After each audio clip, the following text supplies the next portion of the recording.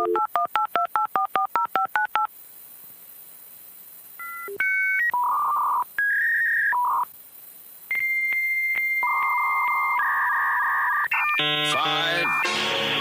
four, three, two, one.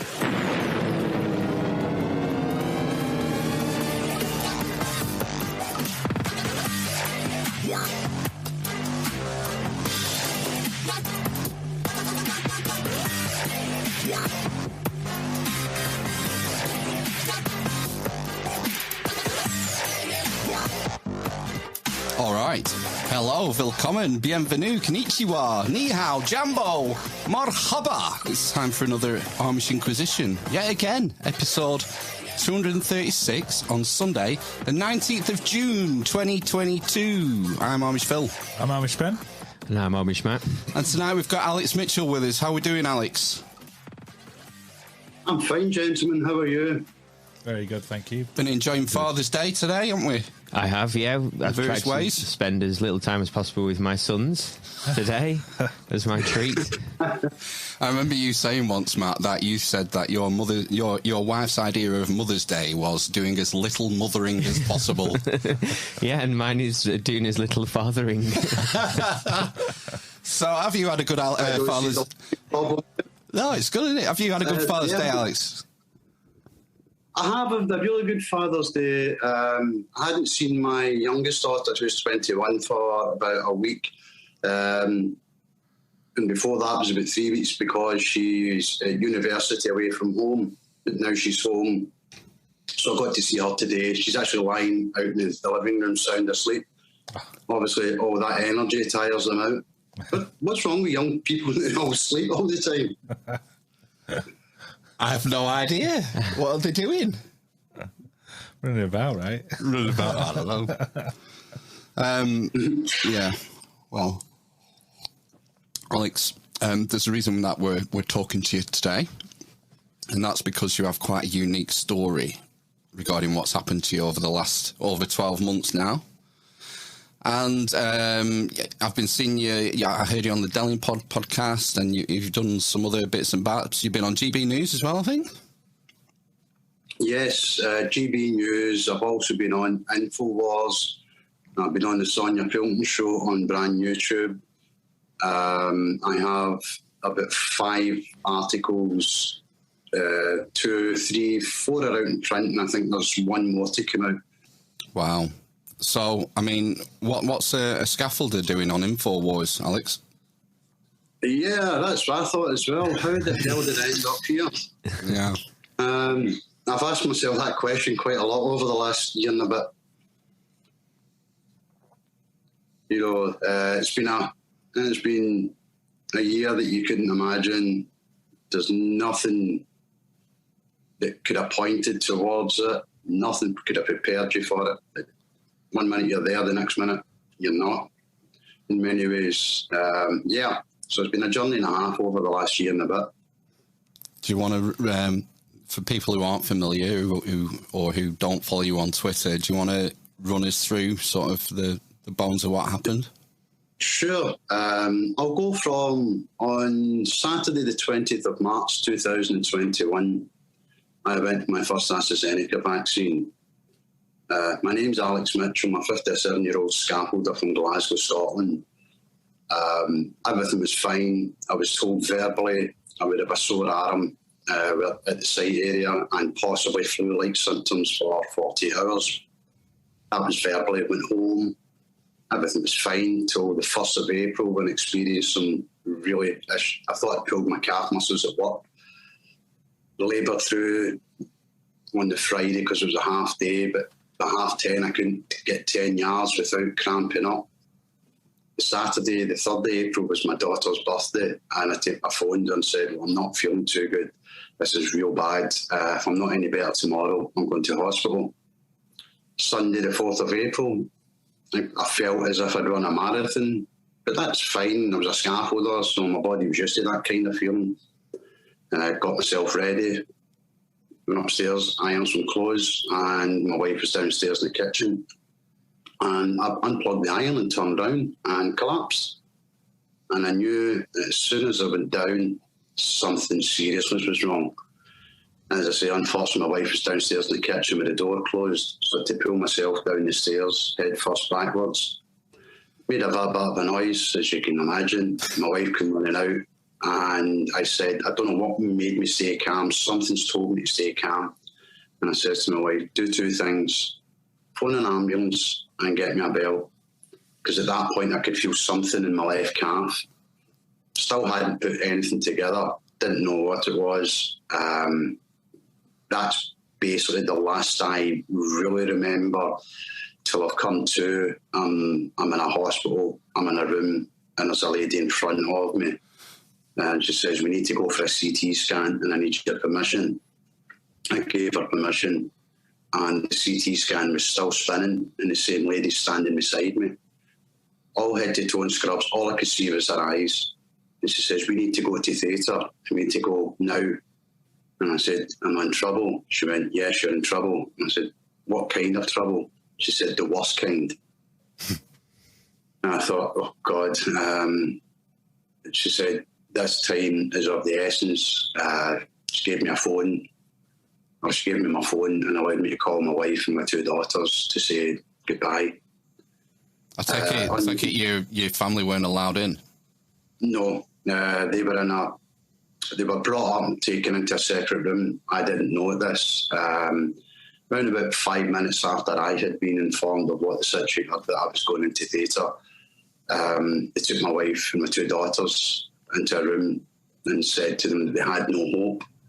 They'd never seen anything like this. If I did survive, and it was a big if, it would be from the waist up, because they just didn't know what they were dealing with. She took me into theatre, and I spent 7.5 hours in surgery having clots removed from my lower abdomen, my right leg, and my left leg. I've come round, and I'm in the same room, and the same lady standing, and she said, do you know who you are, and do you know where you are? I said, well, yes, I know who I am. Gave her my name. And I said, I'm in a hospital, but I don't know which hospital. And she told me which hospital. And she explained, you know, you're a very, very fit, healthy man. We've spent 7.5 hours removing clots from you. I'm still groggy, so all I've heard is my left leg. But she'd said my lower abdomen, my right leg. And I said, clots? How many clots? What do you mean clots? And she said, you numerous blood clots. And I said, numerous? How many is numerous? And she said, multiple.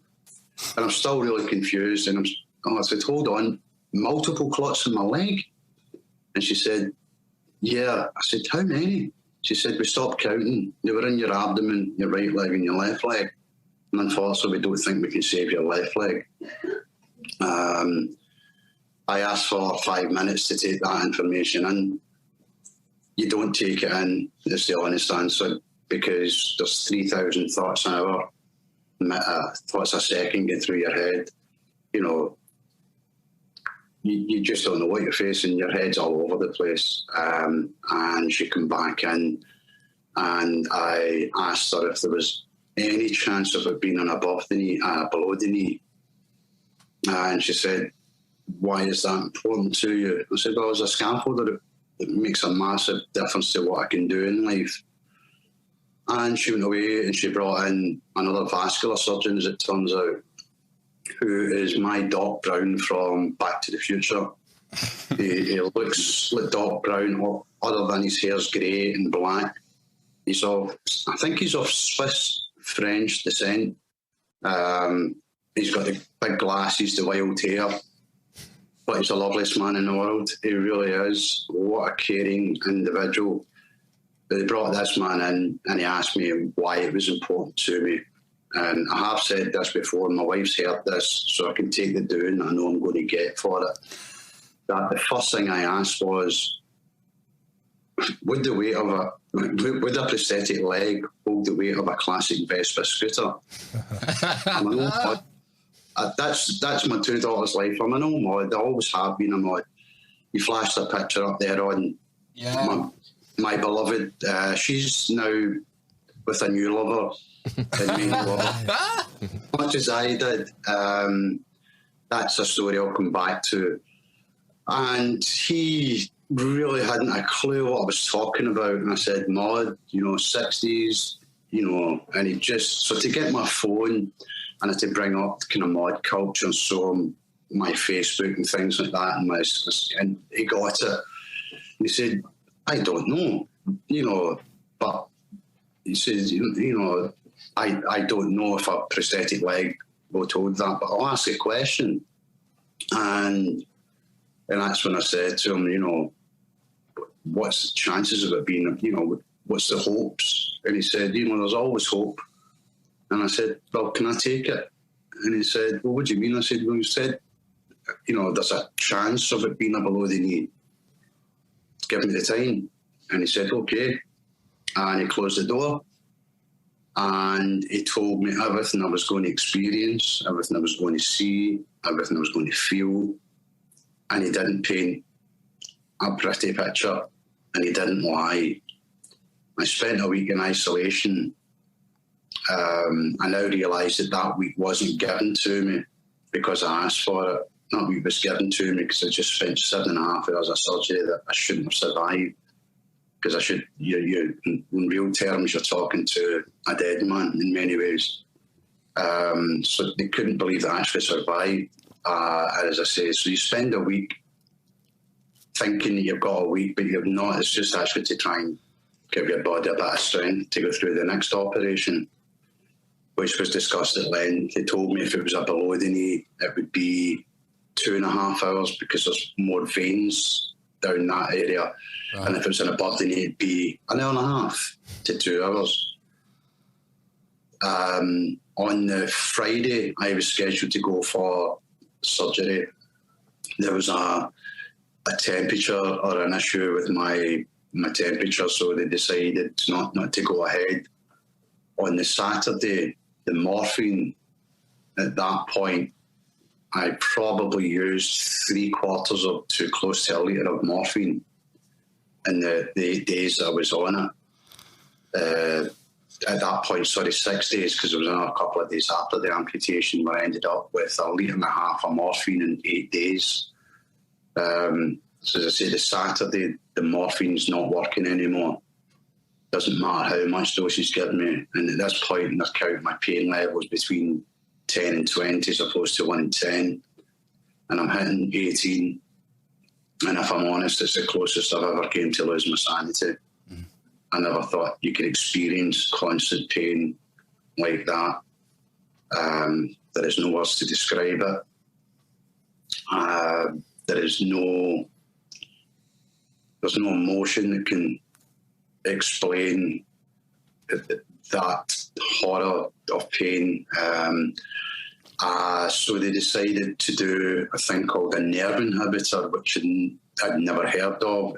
They brought the anaesthetist in, who explained that he had performed this procedure. And effectively what they do is they actually freeze the nerve by going in through the skin and putting, it's like a small needle, very, very fine needle with a small cable attached to it that lets fluid drop into the vein, the nerve end, and it basically numbs it down. And I said, well, yeah, let's do it. He said, well, none of my students have seen it. Would you mind them watching? God. And I said, what you do? Yeah, no bother. And then he explained how he was going to do it. He said, I'm going to go in through your buttock. And I said, you're going to do what? He says, we're going to go in through your buttock. And I went, right, okay. And at that, the door opened. My bed got pushed against the wall. The curtains were drawn. And anywhere between 17 and 20 people. And yeah, apartment and a TV screen. I kid you not dissimilar to that one behind me. Did they live stream it? Yeah. What they do is they do it through ultrasound. Right. So they've got the ultrasound on this, these 15, 20 people are behind me. I'm on my side with my ass in the air. They can see everything that God gave me. And my ass is on the screen, but it's on through the ultrasound. And you just see a very fine line He said, can you see it? Yeah. He said, and then he points to this little spot. He said, that little cluster there's where I'm going. And when he gets to it, he touches it, and it's like the old electric pulse fighters that used to break apart and give each other shots with. Yeah. Yeah, one of them. Right on the nerve, and a jump, and he drew back. And whatever he did next, he said, where's your pain level? And I said, 5. Wow. And 2 minutes later, he said, where are you now? And I went, 0. Nice. I've never, it's a new, and it was incredible. And it's basically, it's like a little thin cable attached to a vase, a flask of fluid, and that constantly drops it in. That worked for about 6-7 hours. And my pain levels were starting to go through the roof again. And they decided to bring forward the surgery. And just as about to go into taking him from my room to the theatre, the anaesthetist came in and said, we can't. There's an anomaly in his blood. He'd taken a vial of blood and tested it. And thank the Lord they had, because if he hadn't, I wouldn't be here. So they to scrap 8 pints of blood and manufacture 8 pints of new blood. I didn't know they could do this. Wow. With this missing anomaly or whatever it was in my blood. And off I went. I did say before they took me to theatre, and this was at the height of COVID, bearing in mind I've now spent a full week in isolation, not really able to talk to face-to-face with my wife, my daughters, anybody, just to tell them sort of where I am. And I mean that in my head, and, because it's still not a given I'm coming out this. And I said, look, with all due respect, I've said goodbye to my family once on the telephone. I'm not doing it again. So you can either stop where we are, or you somehow work out some way for me to say goodbye to my wife and 2 kids. And at the height of COVID, they managed to pull something off where my wife and 2 daughters appeared at a doorway. And I got to say what I had to say. And away I went. And I've come round. It's actually the theatre doors hitting the bed as the bed's getting out of it. That's actually what's woken me up. I'm coming out of surgery. And I've instantly, first thing I've done is lifted the blanket and looked down, and it's on above the knee. And I've been honest about this before. That was the lowest, most crushing, devastating moment that I could ever think of, because I'd pinned everything being this and above the knee. Below the knee. Something, I don't know what it was. I've looked at my watch and I'm saying, hold on, there's 5.5 hours gone here. Oh. Something went wrong. Something's not right. And about 5 minutes later, the surgeon, my Doc Brown, came in, and he was absolutely devastated, the man. I am so sorry. And I said, hold on, you told me the longest I would be in there is 2.5 hours. There's 2 hours at least I'm missing. Something went wrong, so obviously you've got something to tell me. And he sat down and explained basically that every single, even the smallest arterial vein that he was touching was actually collapsing, and that where the amputation ended up being was a big risk in itself. Thankfully, it seems to have paid off. I don't have any problems with that. And I said to him, no, I've thought about this long and hard. I know I've done everything I can to save my leg. I certainly know you've done everything you can to save your leg. And it's kind of part of the philosophy my mother brought me up with, I can't change it. Nothing's going to put it back now. Nothing's going to go and get me a leg and bring it back.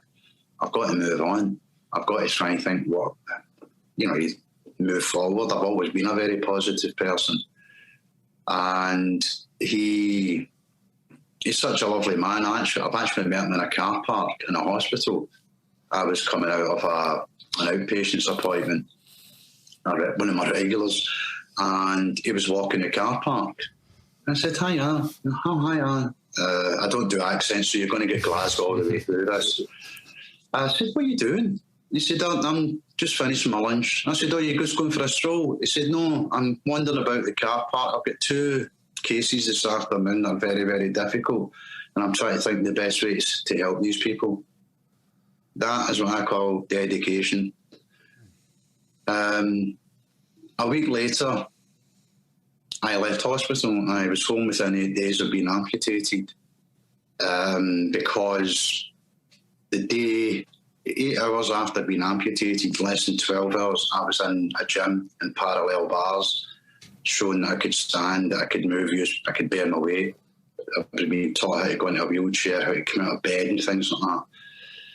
And they said, this is can up to 3 months, you could be in hospital, and it could be up to a year before you walk.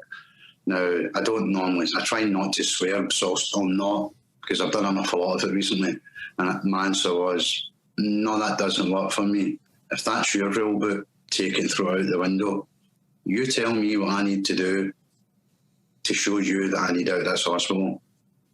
And they gave me a list of things to do, and I done them. So 8 days after being amputated, I was back home. Wow. And that started the recovery of an incredible rate. Within 3 months, I was walking without sticks unaided. I know I was doing fantastic. Unfortunately, I lost 3.5 stone while I was in the hospital. Some of that's partly due to the weight of the leg, that's to be fair, but I was 13 stone, 12.5, 13 stone, less than 5% body fat. That's a lot of weight to lose when you don't carry any fat.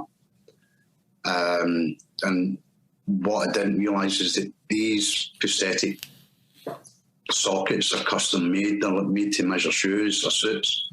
You put weight on, they don't fit anymore.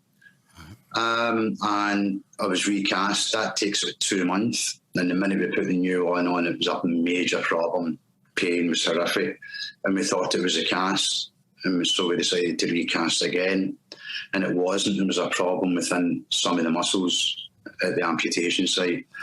We're now coming out of it. So it was a 9 months of absolute hell. That's all I'm going to say.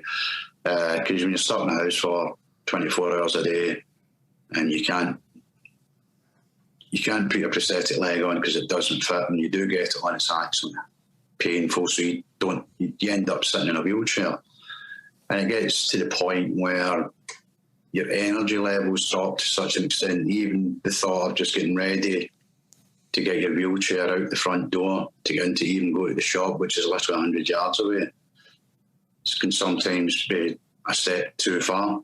I've done a couple of times. I've went out and got maybe a quarter of the way somewhere and had to come back home. The condition that I have has been diagnosed as VIT, or classified as VIT, that's VITT, and that stands for vaccine-induced thrombotic thrombocythemia. What that means is that the vaccine has caused my platelets to drop, my D-dimer to be massively elevated, and an antibody, which is a negative antibody in your blood called negative PF4. So you've got your red blood cells, your white blood cells, plasma, hemoglobin, and you've got PF4, or negative PF4. That keeps your blood the level of thickness it is, so you don't clot, because clotting is natural. That's what a bruise is. It's the body's way of stopping damage. The clot protects the area, and when the damage clears, the bruise disappears. That's the clot dissolving. That's normal. Our bodies do that all the time. But the PF4 being positive just means that my blood automatically wants to clot. So if you take a pint of blood out of me, or half a pint, and put it and sit for half an hour, 45 minutes, it'll be like jam when you come back. So I'm now on blood thinners and another regime of medications to alleviate some of the problems that I face now. The VIT is a condition that's now verified, classified. Sadly, there's 438 VITs in the UK. Even more sadly, tragically, there's 78 of those are fatalities. Wow. I know most of the partners, sons, daughters, wives, mothers, husbands, these are the people that spur me on to do what I do, because they don't have a voice anymore. And to be all perfectly honest with you, I should be with them. I should be with their voices, but I'm not, so I'm here for a reason. Is it for them? Possibly, because I take it really, really it means a lot to me. Let's just say that's what gets me up in the morning to fight for them, because they don't have a voice anymore. And as you can hear, I'm not quiet and fucking opening mine. I won't shut up. And that's kind of where we are now. Right. We're still fighting to be medic. Some of the vets are fighting medical issues just as bad as me, right down to we've actually had a couple of vets that are now classed as normal now. They've got their bloods changed, it's been resolved, and they're back to normal, which is absolutely incredible news for people like myself, because I'm still 100 plus positive PF4. Right, so that's how the diagnosis comes about, is it by measuring that particular negative antibody? Yeah. So, I mean, right, because I assumed that the VIT, like, resolved, like it did give you a blood transfusion or something and then it would resolve, but this is an ongoing thing. Yeah, it stays in the PF4 stays positive, so I am on 2 forms of blood thinners. Wow. And if I come off them, I have approximately 3 weeks. To live? Yeah. Fuck. Right. But yeah, there are early signs of people getting like the all clear. So far, there's at least 2 vets that are now classed as normal. Their PF4's back to normal. They've reduced the thinners. So they're off everything. They're in no medication at all, and the blood's stable. That is absolutely fantastic news. Granted, they will freely admit that they presented sooner than we did, and the symptoms were spotted sooner, so they knew kind of where to go and what to do with these people. So their damage was, well, still damage. It wasn't as significant as an amputation as a couple of them had. It's a condition that keeps on giving. The glasses that I've got, they're only about 3 months old, if they are that. I went for a standard eye test, and my optician said that the deterioration in my right eye is not natural, because it's pretty bad. Her theory is that, in her professional experience, that a microscopic clot has exploded in my eye, caused the damage and flushed out. So I'm now waiting on a full medical scan on my eyes to ensure that there's no residual issues and to make sure that whatever damage is there doesn't get any worse. Yeah, you could sit and look at it and go, fuck, what's the point getting up in the morning? That doesn't quite work for me, you know. My attitude is, well, you tried to get me once, I'm still here. So, yeah, so they've got a couple of them clear.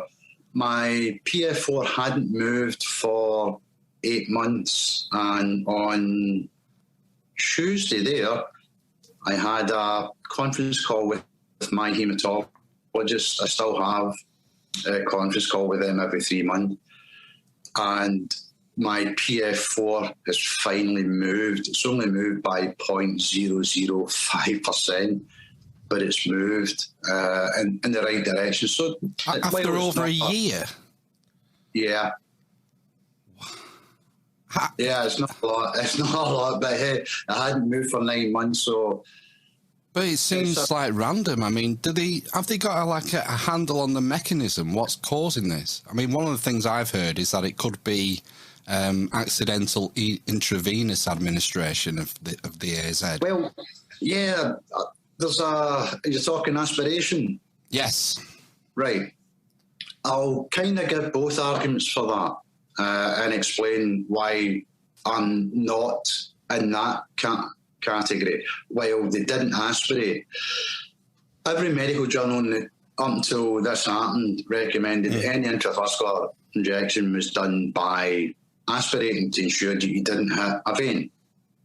For some reason, the UK government decided they weren't doing this.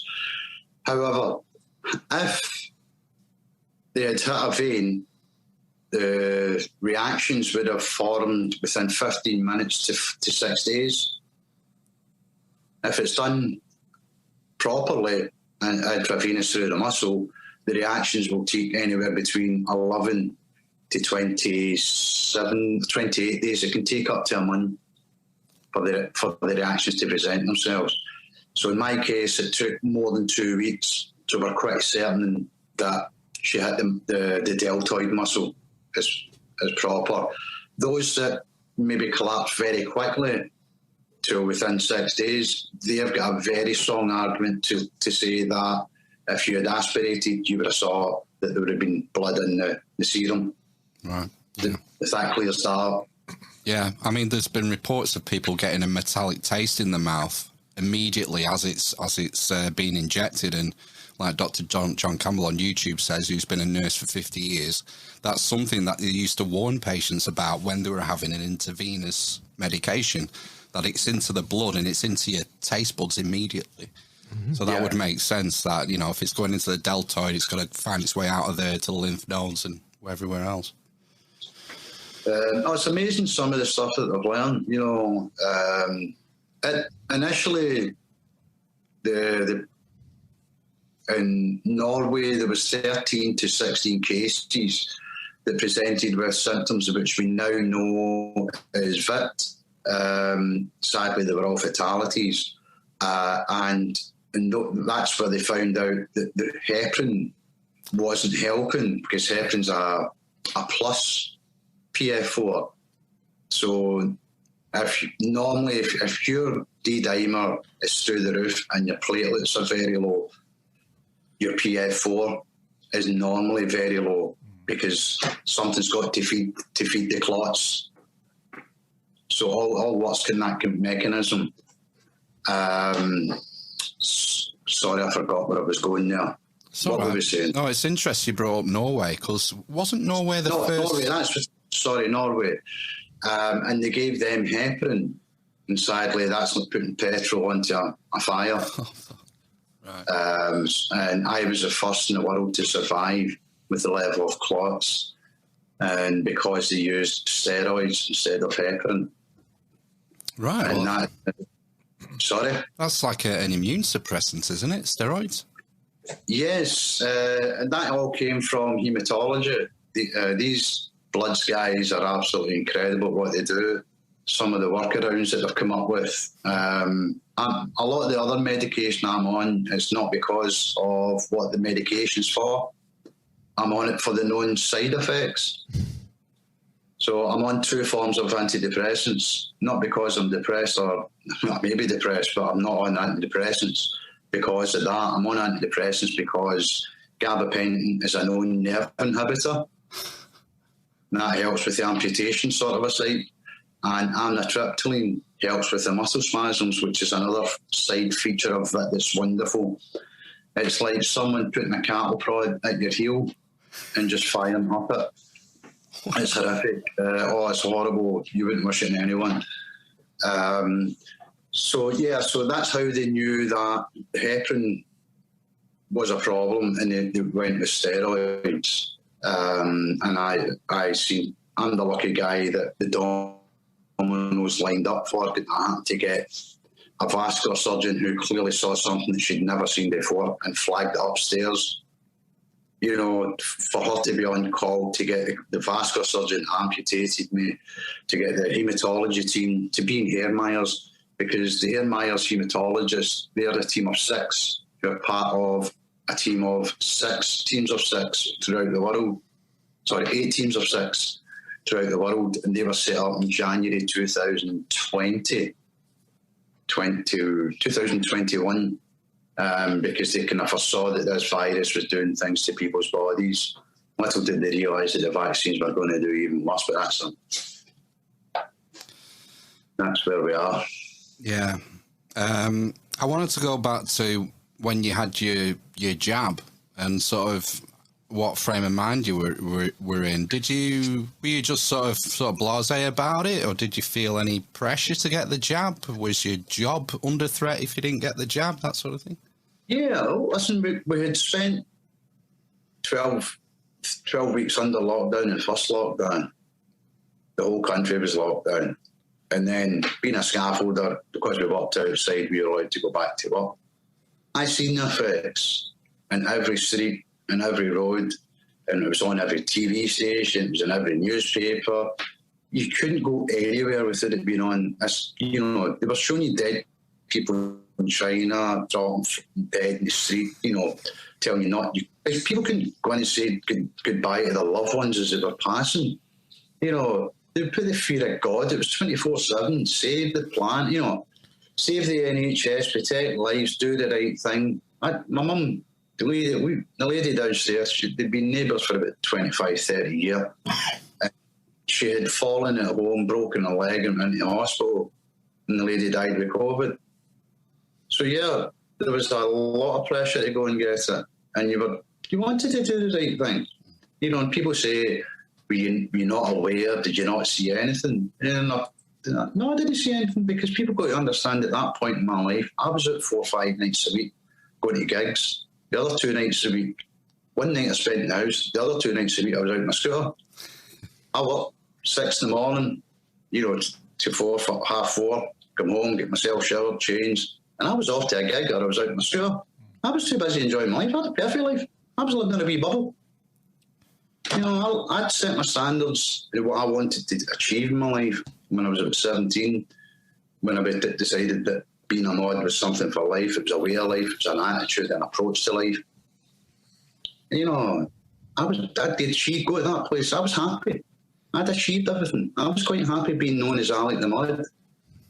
He used to be in a band, you know, drives old scooters, always wears 3-piece suits. Everybody knew me as that. You know, so you try and go back, you know, and you look at it and you're right, okay, so try to do the right thing for the right reasons. And I've always believed in trying to do the right thing. I mean, I know, you know, some fucking story, it wasn't the right thing, but, you know, so yeah, I didn't feel any. But that was the thing. There was nothing, no reports. People say, "Oh, there was reports here." No, they fucking weren't there, were they? There was no reports. No, not on the media, certainly. You know, certainly not in March 2021, at the very early beginning of the pandemic. You know, the vaccination process. Right, yeah, because it started in, I think it was December, wasn't it, 2020, with the over 80s or something, and then they worked down the age bands gradually, didn't they? You know, so that kind of, you know, people come up and say that to you all the time, and, you know, most of them tend to do it on social media because if they did it within 6 feet, I'm going to lamp them, to be perfectly honest with you. And that's, you know, there's a couple of things I want to get off my chest. You know, when did it become all right in society? You know, I've said this before, and it's maybe a terrible analogy, but it kind of makes it hit home. If a lady said to you in company, "I've had a miscarriage," you wouldn't say, "Oh, I've had 3 children and they're perfectly healthy," would you? Why do you think it's all right to say to somebody like me, "Well, I've had 3 jags in a booster and I'm absolutely fine"? You know, that's not helping. And this is no defence, this is not about me. I'm a big ugly boy. You've probably seen some of the stuff I do on Twitter. I don't take crap off nobody, I never have done. And I'm not going to start now. If anything, I'm in less fucking fear.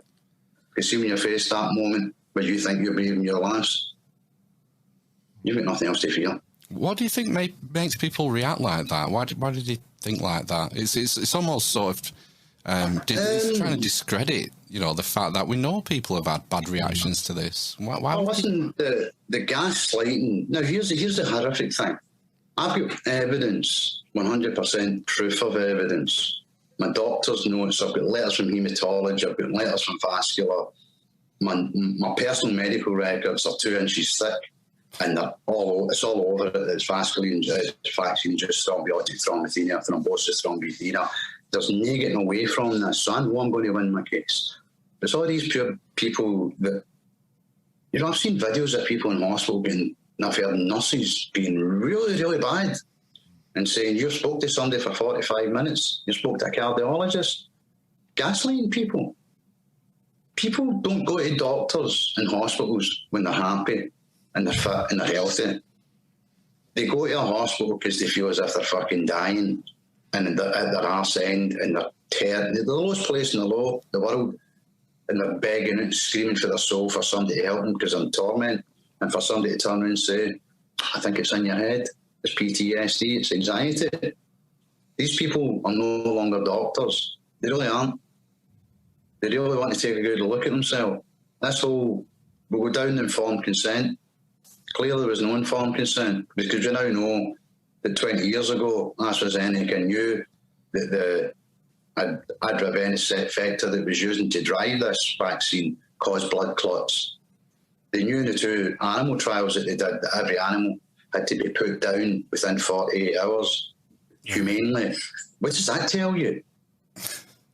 And they went straight to emergency, straight from that to humans, because of the Emergency Use Act, which we now know legally wasn't viable, because there was an alternative. The Emergency Use Act can only be done if there's no viable alternative. A therapeutic. We now know legally, scientifically, clinically, that there is at least 3 drugs that's been banned. You're not to mention ivermectin, hydroxychloroquine, and there's another one. I don't give a flying. Well, the other one's an antidepressant, isn't it? Fluvoxamine?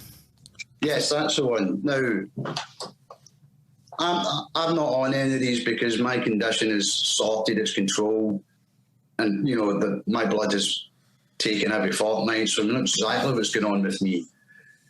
But these people are fighting, you know, that have used these protocols. They're suddenly getting better. Plus the fact there was a very good doctor who lost her career, Tess Lawrie. Right. Did a peer-reviewed study in December 2019, January 2020, where she showed that it was a safe alternative. It's 21 pence a tablet. You don't need to license it. It doesn't need to be given out by a prescription. There's a 50-year protocol safety, but by that time the pharmaceutical companies had fired in their billions, didn't they? They were never pulling back. And we now know that when it comes to trial in courts, we're going to win them. I don't need to go and get the evidence. They've damned themselves.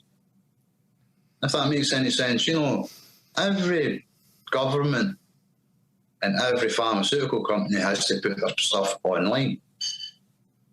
Well, I'm not the cleverest guy in the world, but there's people out there far cleverer than me know where to find it. And the information's there. Well, eventually, I mean, they had to bully the FDA in the case of Pfizer, didn't they? Because they wanted to leave it for 70 years. They wanted to drip feed it out over 70 years. 25 years. You know, if that doesn't tell you, there's a problem. And the data that they have dumped so far, they've been dumping it in, it's all mixed up. There's a couple of bits of it that's been redacted, which it shouldn't be. And there's already been a couple of very well-renowned scientists went over and through that data of what they've got so far. And they're scratching their heads because it doesn't make sense. There we go. So there's their trial kit out the window. We know AstraZeneca's out the window. Moderna's tank, J&J. I mean, scientifically, these 3 vaccines alone have caused more deaths, more injuries than every other medical product in the last 27 plus years combined. And we've not stopped it. We're now going for children. Yeah, just this week, 6 month to 5-year-olds in America. Now, 3 questions, and it's easy to ask them. Can you provide the independently verified safety data? 2, will the pharmaceutical company support my child for life should it goes wrong? 3, will the government support my child for life should it go wrong? And the answer to any of them is no. As a parent, you really need to have a good think about what you're doing. The answer to all 3 is no. There is no help. You're on your own. I'm a year and 3 months, and I'm still fighting to get support. You've had nothing? It took me 10 months to receive basic state benefits or disability benefits.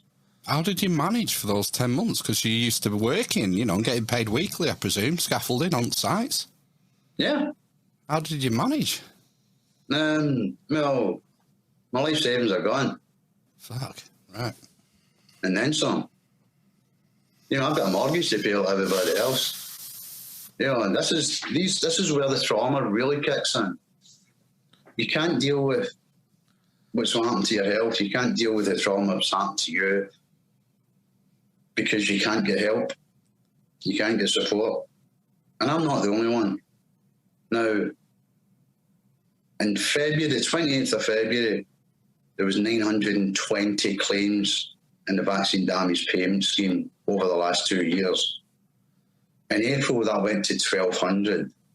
It's now sitting at over 1,700. That's just in the last 2 years. The claims are going up by average of 50 claims a week. That's 50 claims a week of people medically deemed 60% disabled and above.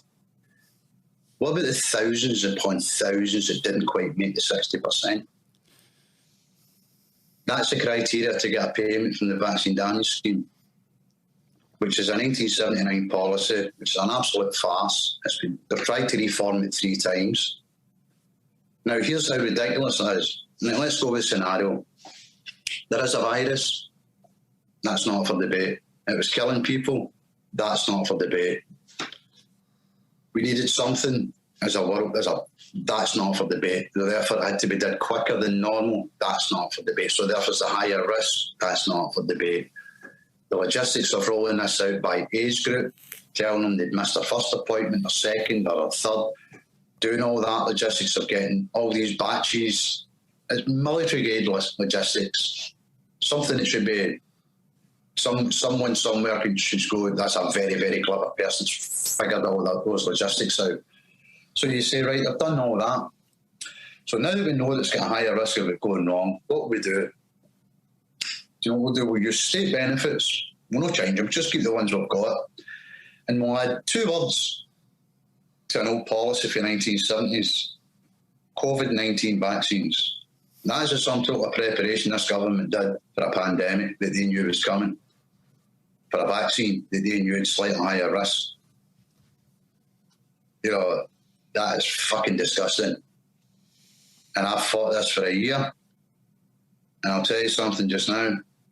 When we do win the fight, and we will win the fight, after that, I'm going for people's jobs in the DWP and in the National Health Service Business Services. They're the people that's now running the vaccine damage scheme.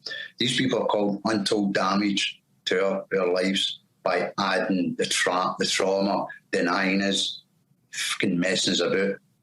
My paperwork sat for the 23rd of April 23rd of April last year to the 28th of February on a desk before somebody done anything with it. And that's because I kept up holy hell. You went that long without even getting an acknowledgement or a reply or anything? No, I got a reply on the 2nd of June because I sent off the form with all my evidence. Right. And the letter on the 2nd of June said I had to prove 2 things. I had to say it's most likely caused by a vaccine, which we have to pay paperwork for, and I had to be at least 60% disabled, which I clearly am. So I'm trying to move this sun away, right. Which I now clearly am.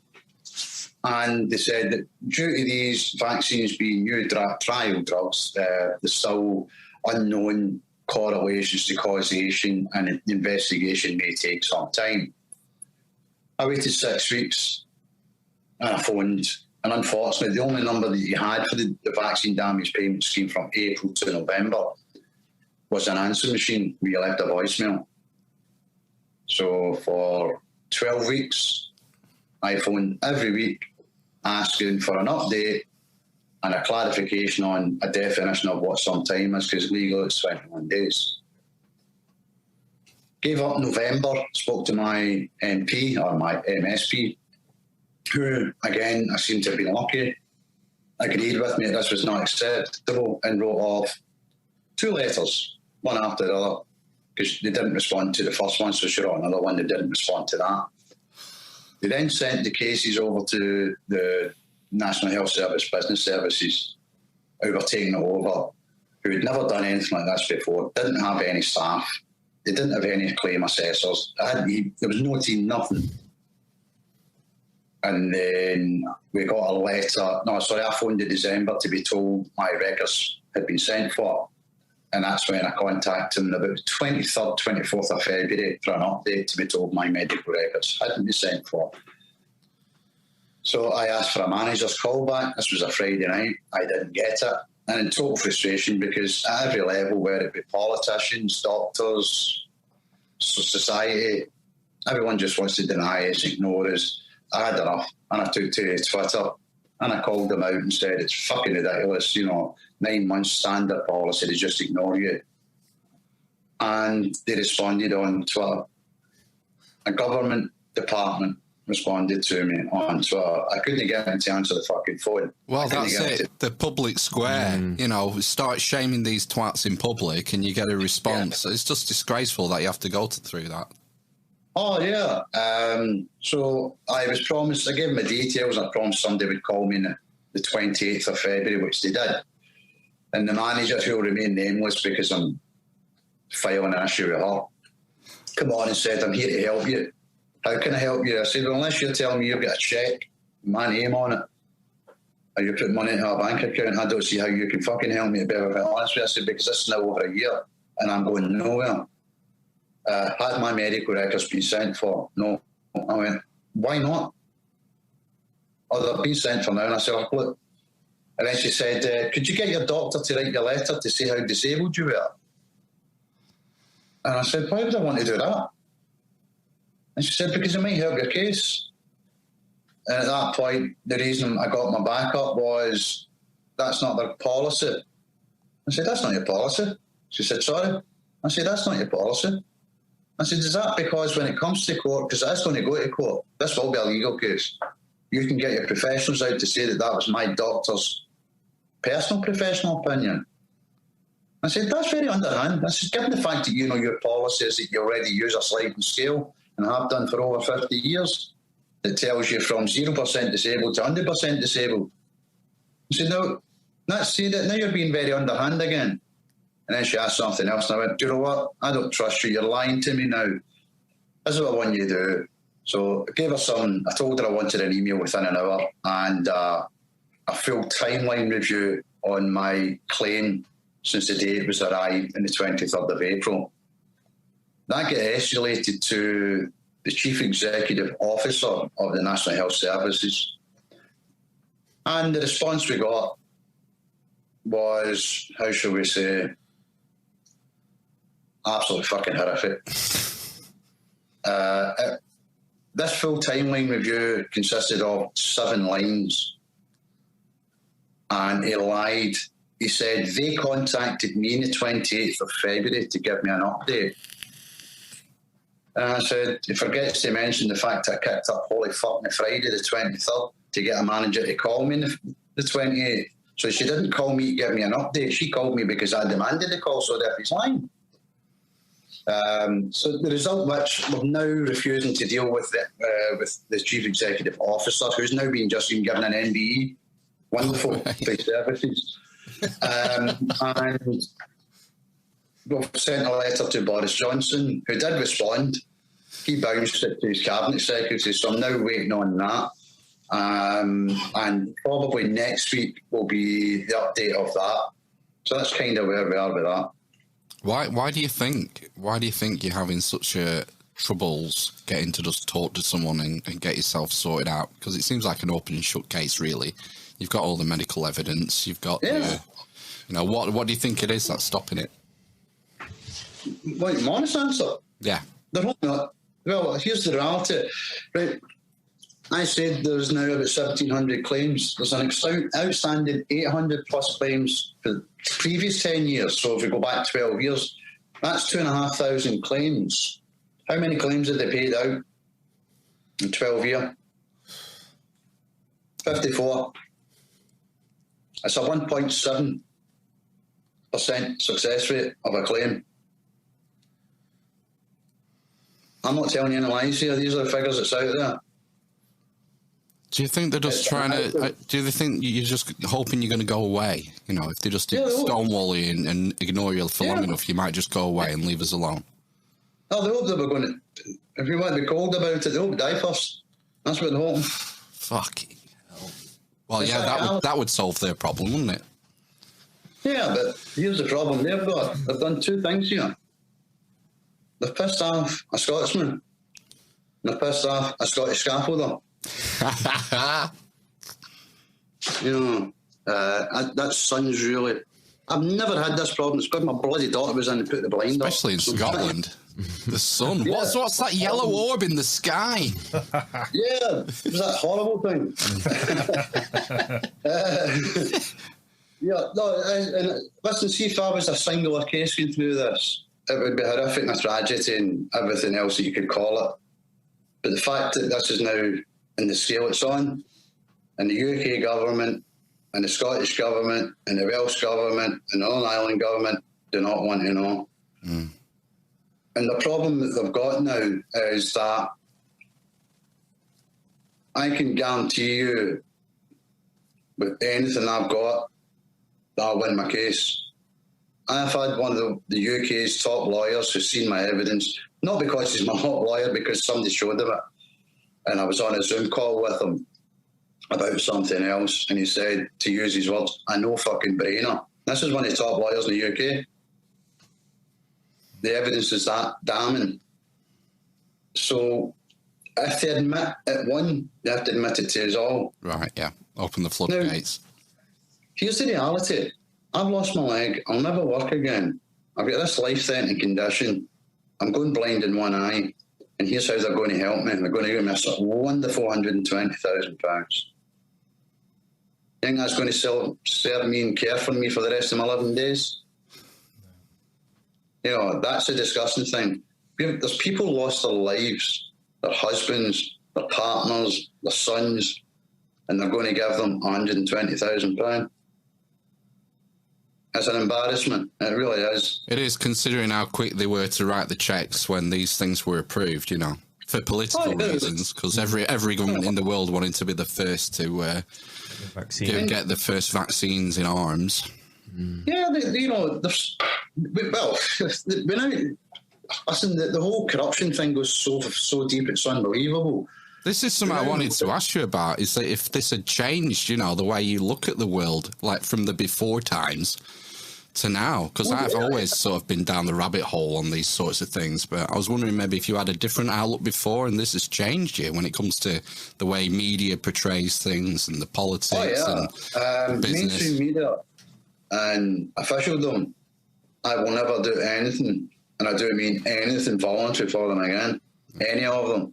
Good. Now, for a year and a half, we have chased, not just me, hundreds of us have chased every mainstream media, every mainstream media broadcaster, every so-called independent journalist, and not one of them were interested till GB News started putting the vaccine damaged on. No one else is interested. And I'll be honest with you, people like Sky News, when this breaks, and it's going to be sooner rather than later, it's not going to take years, it's going to take months. All this is all coming out and going to come down on top of them, because there's too many people now going, wait a fucking minute, I know 3 people who's been injured by this stuff. You know, why are you going to have children? When there's no necessity. The science is now showing that this virus, I would have had a 99.98% chance of surviving. The only people that we had to worry about was those over 70 and those under 70 with known underlying health conditions. Why the fuck did we try and vaccinate a full planet to save a percentage, unless it was about money? The way they argued it at the time is don't kill grandma. You know, you get the vaccine, you're protecting grandma as well, and it turned out that was bullshit as well, wasn't it? Yeah, the whole thing's a lie. You know, that's the other thing. These vaccines are 100% efficiency. They start on, you know what they're down to now? 13? 13. All right, 13. 12. 12. We won't split hairs. And that's literally 3 weeks after you take the damn thing, and the damage it's causing, all of them. AstraZeneca, there's a strange one, right? So the Norwegian Health Agency alerted every health agency in the world round about this last week in January, second week in February 2021, that the AstraZeneca was causing these known issues. The UK government didn't release that information until about the 11th of April. But on the 25th of March, and that's 5 days after I had my vaccine, they changed the name from AstraZeneca to Vaxzevria or Covishield. Now, they didn't change the ingredients, the ones that they knew was causing all the clots, the ones that's now got a condition verified. They pumped out another 1.7 billion doses and sent them to 170 poorer areas. Now, the UK and Western world, and that's Canada, America, because there is one or two bits in America, they struggled with this, and we've got the best medical teams in the world. What fucking chance has third world countries got? That's evilness. Now, we go back even further, and you look at the board of directors of the UK Health Regulations Authority. 95% of them, all their research, studying, qualifications, have all been funded by either AstraZeneca or Pfizer. The same UK Health Regulations Authority is now under criminal investigations because it's now known that there's been payments been going from Pfizer and AstraZeneca to the same board of directors. And if that's not a conflict of interest before it kicks a ball, I don't know what is. Well, personal payments, not funding the agency. Sorry? Did you say personal payments to these people or funding the payments to the agency, the MHRA? No, privately there could be payments directly from AstraZeneca and Pfizer directly to members of the board of the UK Health Regulations Authority. Great. Yeah, the whole thing, when you put it all together chronologically, it's a horror story that Craven couldn't write. Honestly, it's as if every single avenue that you've got to go down, I put a block on it. Mm. Have we? Sorry, Alex. Have we pretty much abandoned AZ now? Because they dropped it for under 40s, didn't they? So are we pretty much just giving Pfizer and Moderna now? Yeah, pretty much. There's very, very little of... Even though it's a lot more expensive. Yeah. That's a strange one. And here's a strange thing. The 3 batches that have caused more VITs than anything else in AstraZeneca are 3 batch numbers that come from India. Right. Somebody try and explain to me, because I know for a fact that there's a couple of UK health ministers or UK ministers stated on camera, on record, that Covishield or those vaccine numbers of anything that was made in India was never used in the UK. But the question I have to ask is, why the fuck are we bringing stuff to India when it's made and manufactured in Oxford? Yeah, that's the Serum Institute, I think, in India that made a lot of the AZ. Well, they make all medicines. That'll be subject again. Somebody will take that legal fight up, and it won't be me, unfortunately.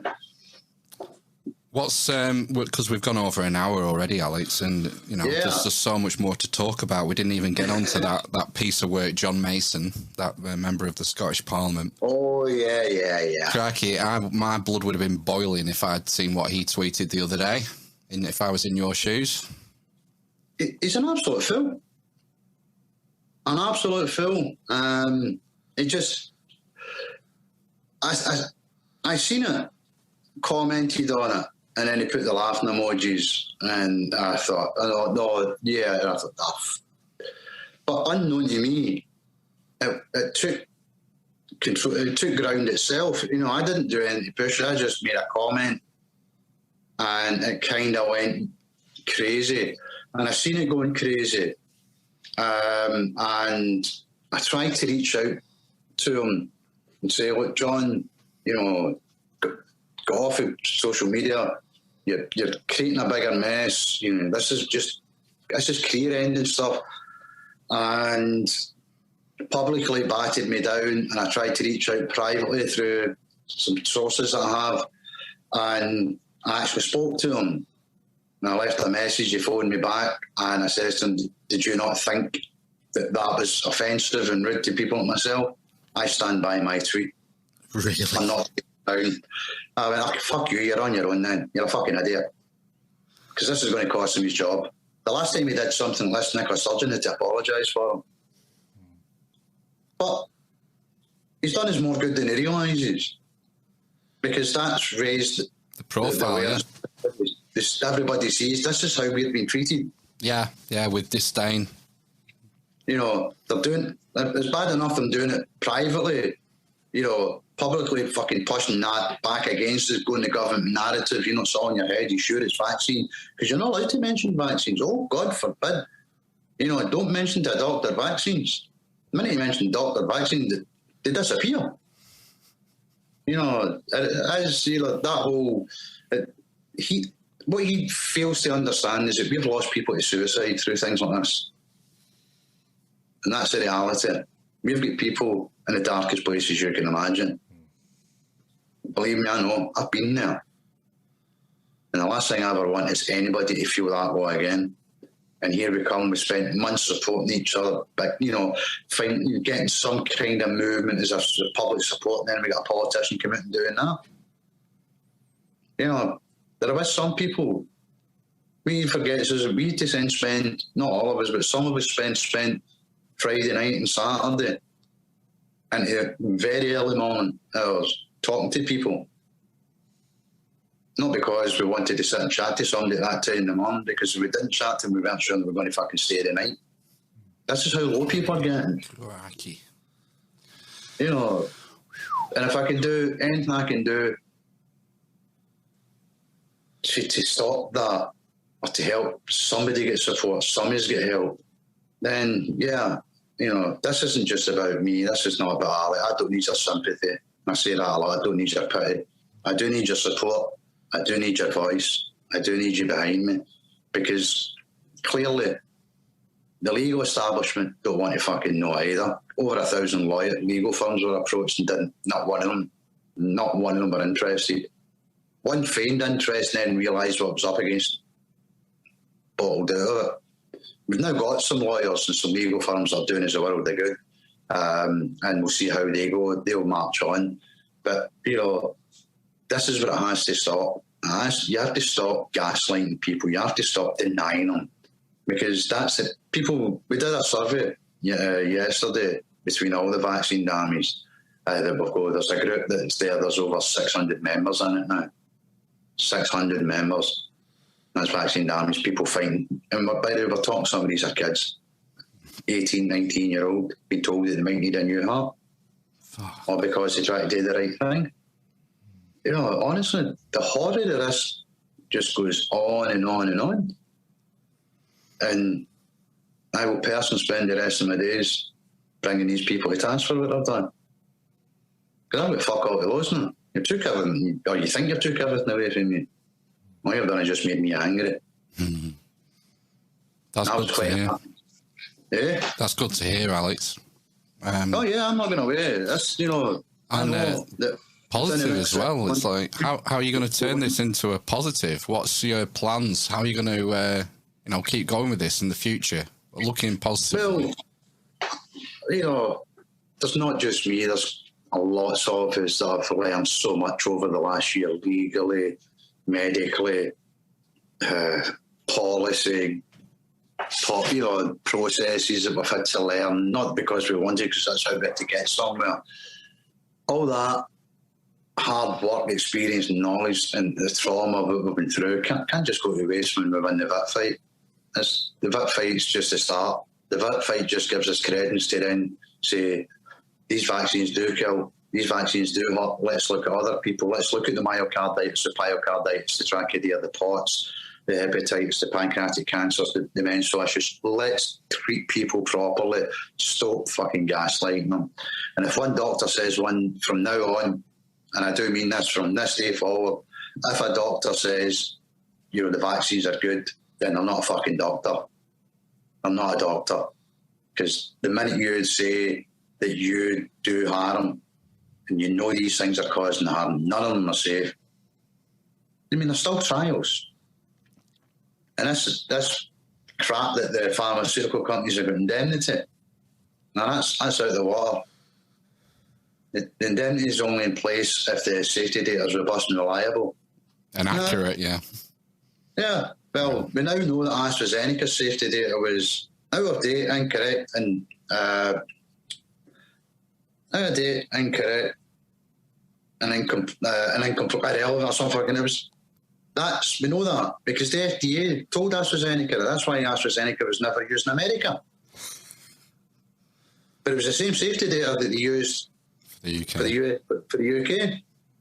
So how did the British government fight with the FDA? Because when it comes to court, the FDA said it was out of date, incorrect, incomplete. You argue with them, not me. You wonder how much politics is behind this. You know, Bojo, I want to be the first country in the Western Hemisphere to approve a vaccine. Yeah. You wonder. There was a lot of that going on. Let's not start on him, because if I get in a room with him, you better make it a big room.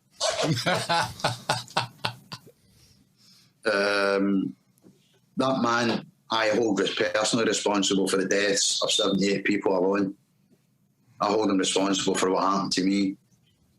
People say, oh, he's just saying what he's told. No, he's the guy that signs the fucking paper. He's the man that's in charge. He's responsible. He's as complicit as the rest of them. He's actually fucking dangerous. How can we be that? What happened in society that we've now got a Prime Minister and a Chancellor Exchequer that are criminals? First time in parliamentary history, yeah? Yeah. And the public are still buying into him. Shambles. But that's another fight, isn't it? That's another story. Hey, Alex, I don't want to take up too much of your time.